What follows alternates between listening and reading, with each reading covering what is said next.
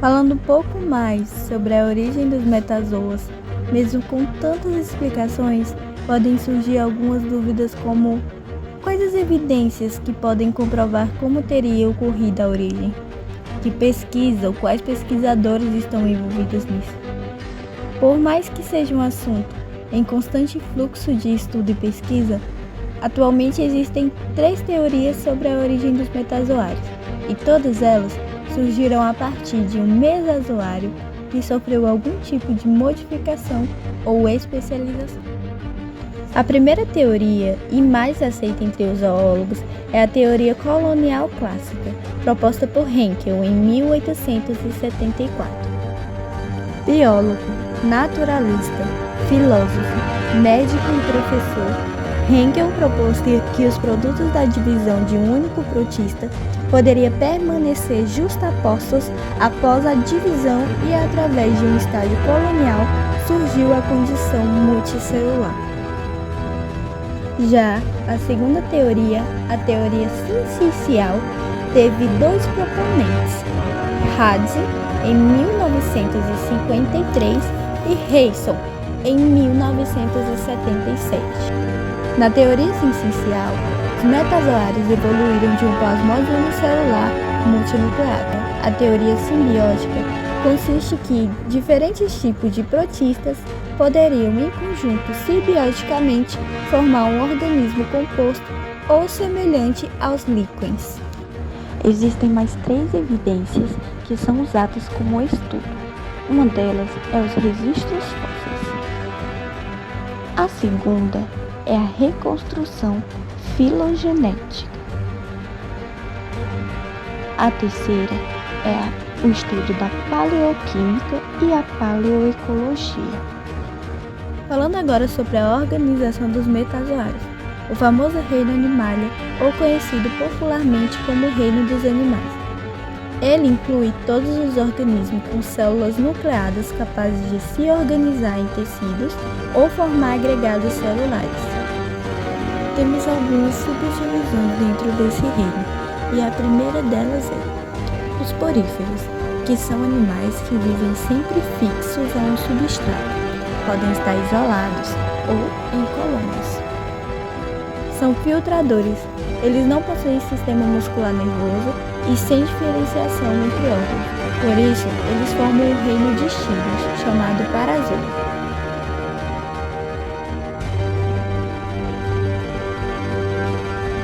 A segunda subdivisão são os quinidários. Eles foram os primeiros animais a apresentarem tecidos e órgãos definitivos. São conhecidos também e chamados por eumetazoa.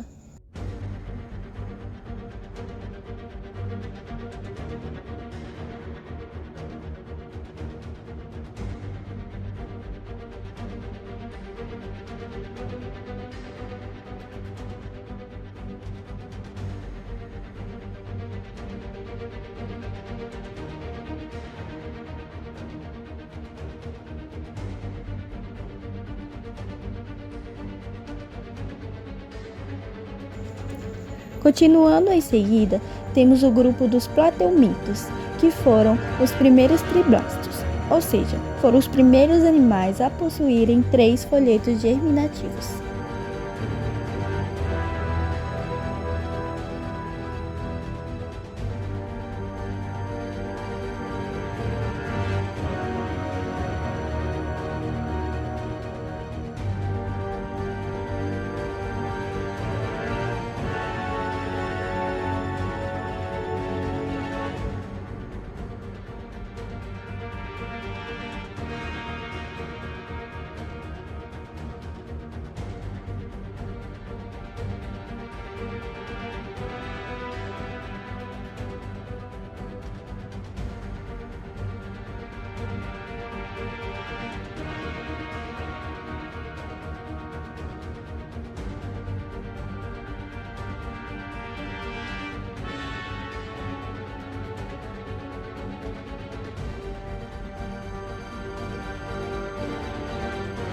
O quarto grupo são os nemateumintos, que são os vermes cilíndricos, e 2 exemplos deles bem conhecidos são os Archaridíase a famosa lombriga e a Ancylosma brasiliense, popularmente conhecida como bicho geográfico.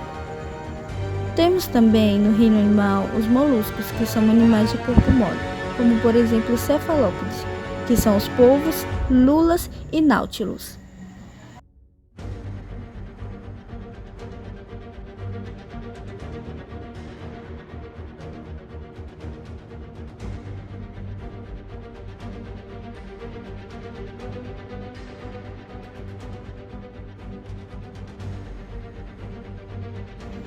Outro grupo são os anelídeos, que os animais têm por característica locomover-se por cerdas e também foram os primeiros a apresentarem locomotores.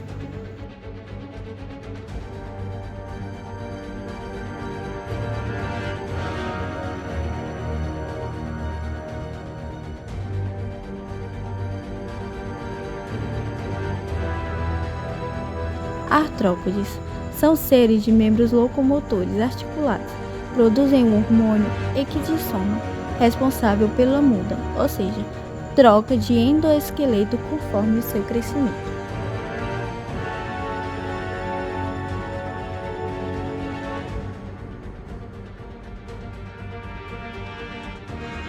Equinodermos, exclusivamente marinhos, foram os primeiros deuteronômios, o que significa que o ânus do animal desenvolveu-se antes da boca. Por último, e não menos importante, temos os cordados. As características gerais desses animais é a presença de notocordas, uma estrutura embrionária que sustenta o tecido nervoso. Os animais podem ser imaginariamente divididos por um ou mais planos de simetria. Um plano de simetria é aquele que, ao cortar um animal, divide-o em duas metades especulares.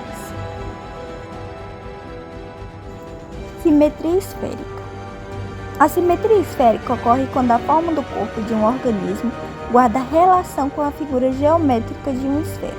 Praticamente, todos os planos que passarem pelo ponto central do corpo serão planos de simetria.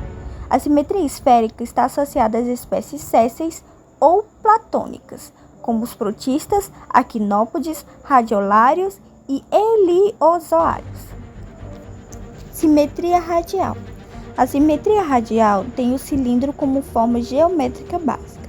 A forma cilíndrica possui um eixo principal pelo qual passam vários planos de simetria. Uma polaridade é evidenciada através das duas pontas desse eixo principal. Os animais radialmente simétricos confrontam o ambiente em várias direções. As estruturas de captura de alimento, tentáculos e braços orais e órgãos sensitivos estão dispostos radialmente, cobrindo todas as direções em 360 graus.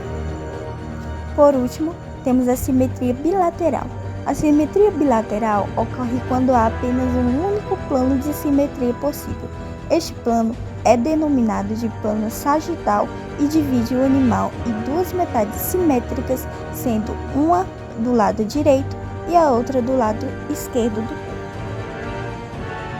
Os metazoários ainda é algo de estudo e complexidade, mas esperamos que através desse documentário você tenha aprendido um pouco mais sobre esse mundo de descobertas.